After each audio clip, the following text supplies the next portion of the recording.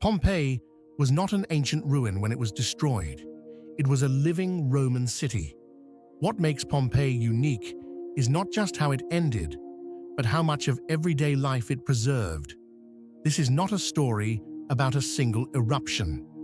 It's a story about how ordinary life, routine, and familiarity can disappear in hours and remain visible nearly 2,000 years later. Pompeii was located in southern Italy, near the Bay of Naples. It sat on fertile land, created by volcanic soil, which made farming productive and trade profitable. The city existed for centuries before Rome controlled it. It was influenced by Greek, Etruscan, and later Roman culture.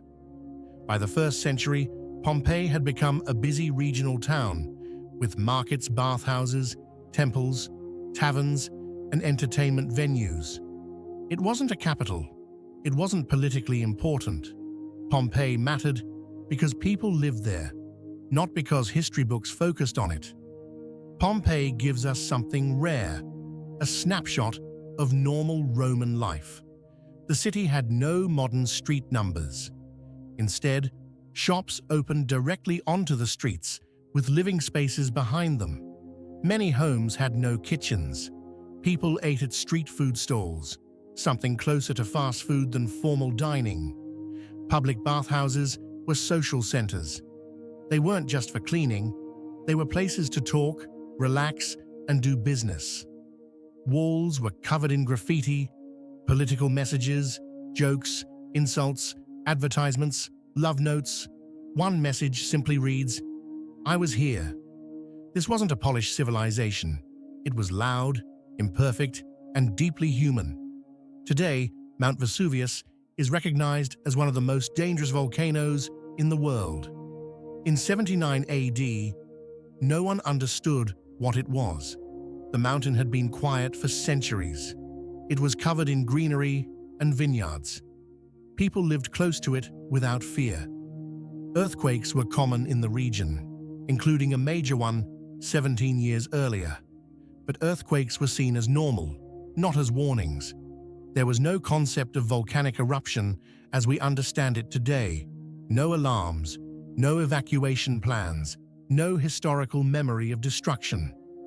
On the morning of August 24, 79 AD, a massive column of ash and gas erupted from Vesuvius.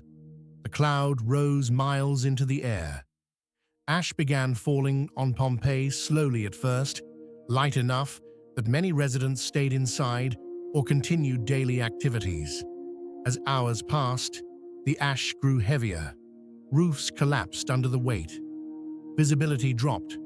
Breathing became difficult. Some people fled immediately. Others waited, unsure whether leaving was safer than staying. That hesitation cost many their lives.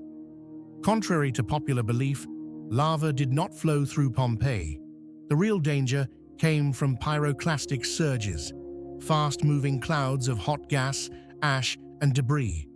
These surges moved at extreme speeds, carried intense heat, removed oxygen from the air.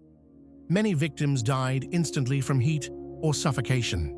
The city was buried under meters of ash and pumice. Pompeii did not burn. It was sealed.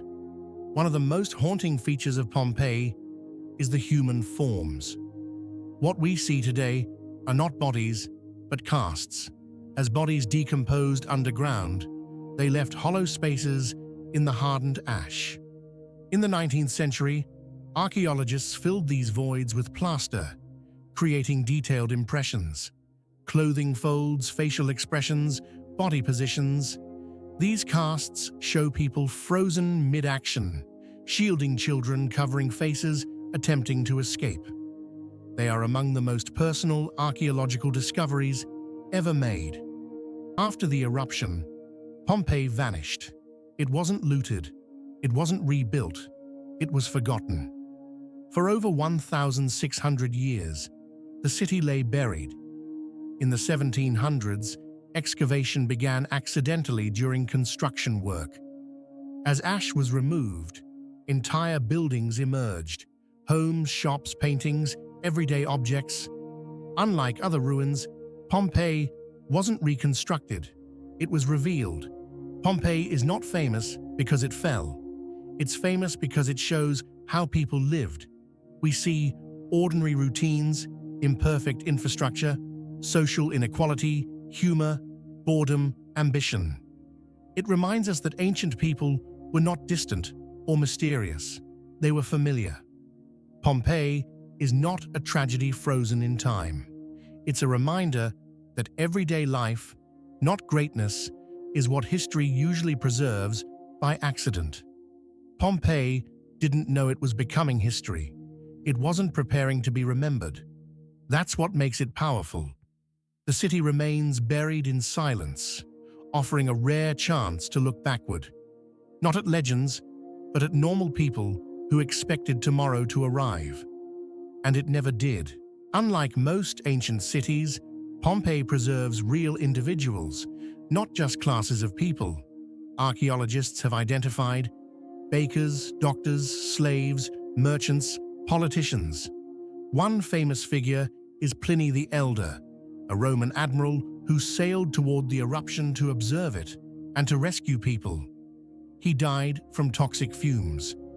We also know names from election graffiti, shop signs, and household inscriptions. Pompeii isn't anonymous ruins. It's a city where we can still read who lived where, who sold what, and who supported which political candidate. It's one of the few ancient places where history still has a guest list. Not everything survived. Pompeii was buried suddenly, but not gently. Wooden structures burned, food rotted, clothing decayed, voices disappeared.